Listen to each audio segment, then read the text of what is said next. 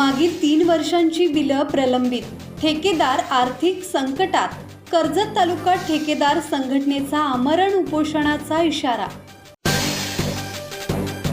कर्जत तालुक्यातील ठेकेदार संघटनेने आर्थिक ताणामुळे आमरण उपोषणाचा इशारा दिला आहे। आदिवासी उपयोजना आणि विविध विकास कामांसाठी मागील 3 वर्षांपासून शेकडो कोटींची बिले प्रलंबित आहेत। यामध्ये ट्रायबल कामांची 190 कोटी आणि इतर हेड खाली 50 कोटींच्या आसपासची रक्कम मिळालेली नाही। 1.5 वर्षात ठेकेदारांना एकही बिल दिले गेलेले नाही, असा आरोप ठेकेदार संघटनेकडून केला जात आहे। बँक कर्जाचे व्याज वाढत असून मटेरियल सप्लायर्स कडून तगादा सुरू असल्याने ठेकेदारांची आर्थिक स्थिती गंभीर झाली आहे। कर्जत तालुका ठेकेदार संघटनेचे अध्यक्ष राहुल डाळिंबकर यांनी 25 मार्च रोजी सकाळी 10:30 वाजता सार्वजनिक बांधकाम विभागाच्या कर्जत येथील कार्यालयाच्या आवारात आमरण उपोषणास बसण्याचा इशारा दिला आहे। जी महत्वाची काम अत्यंत महत्वाची, आता 1.5 वर्षाचे तर काहीच काम निघाले ना माझ्या माहितीप्रमाणे।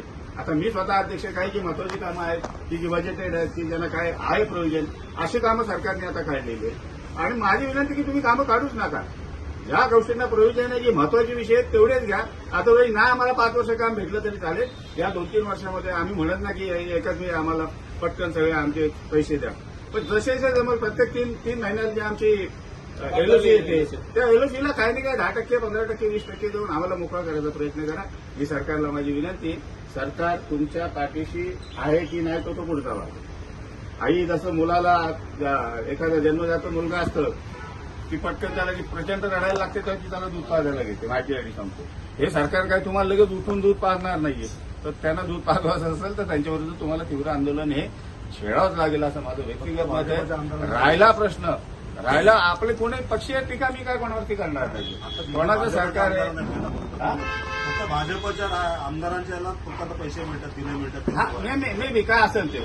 आणि आता ती शिक्षा बाबतीत अनेक लोकांनी आपल्या प्रतिक्रिया दिलेल्या आहेत। ज्यांना जायचं त्यांना भेटते, ज्याचा वशिला आहे तिथे। मग आता खालापूर तालुक्यामध्ये एकाच ठेकेदाराने कसे काय 70-80 लाख रुपये आणले, कसे काय आणले, त्याला कसे काय मिळाले? त्याच्यापेक्षा जास्त किंमत 200 कोटीची दिली तर आमच्या कर्जत तालुक्यामध्ये त्यांना काय 1 रुपया निधी नाही आला। हे सारा सरकारची पॉलिसी अतिशय चुकीची आहे।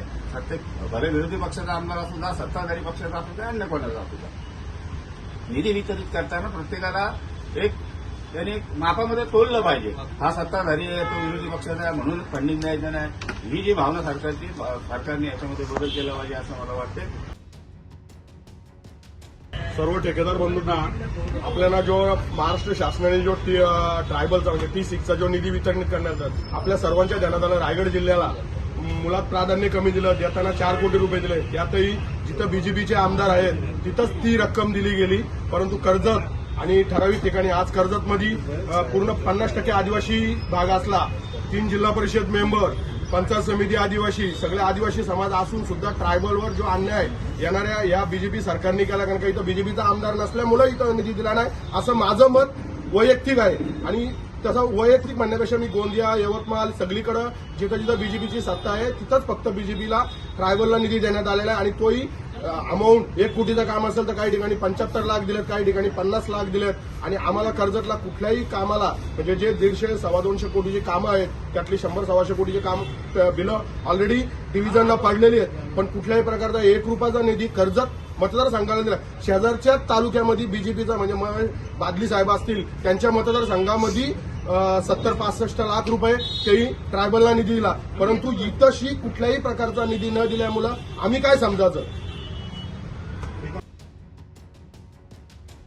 22-16 आहे, 20-59 आहे, 50-54 आहे, 50-59 आहे, या सर्व ज्या काही योजना शासनाने मंजूर केलेल्या आहेत, तर ह्या योजनांसाठी आपले जे ठेकेदार आहेत, आता या ठेकेदारांची एक वेगवेगळी कॅटेगरी आहे।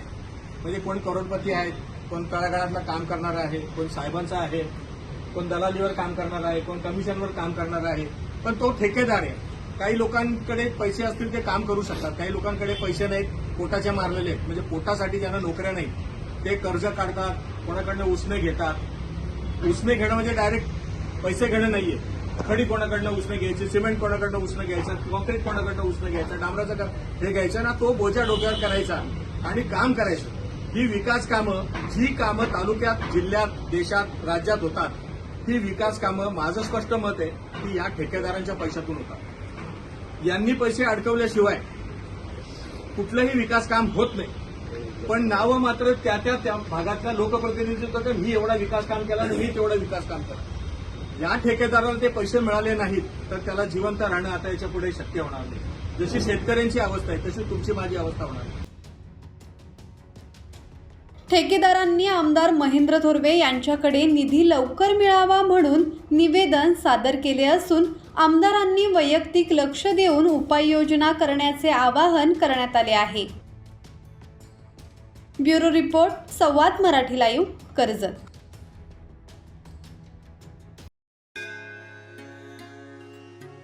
श्री गणपती संस्थान महड, तालुका खालापूर, जिल्हा रायगड.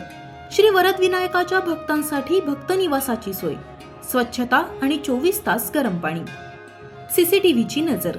आगाऊ नोंदणीसाठी संपर्क करा 02192 26 69 12 72 76 47 38 54.